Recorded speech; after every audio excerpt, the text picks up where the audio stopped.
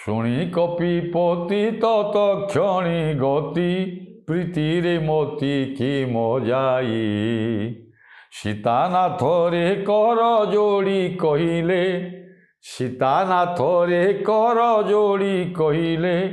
তুষার নবী ভাষা মজাই তুষার নবী ভাষা রসাই বীরাবতংস সরিলে রাক্ষসী ত্রস্তরি হে বীরাবতংস বীরମାନଙ୍କର ମଧ୍ୟରେ ସମସ୍ତ ବୀର ମଧ୍ୟରେ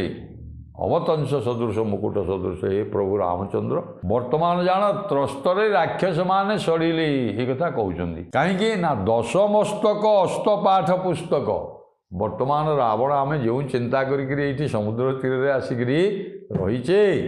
ସେଇ ପୁସ୍ତକ ଦଶମସ୍ତକ ଯେ ଦଶାନନ ରାବଣର ଅଷ୍ଟ ବିନାଶ ପୁସ୍ତକ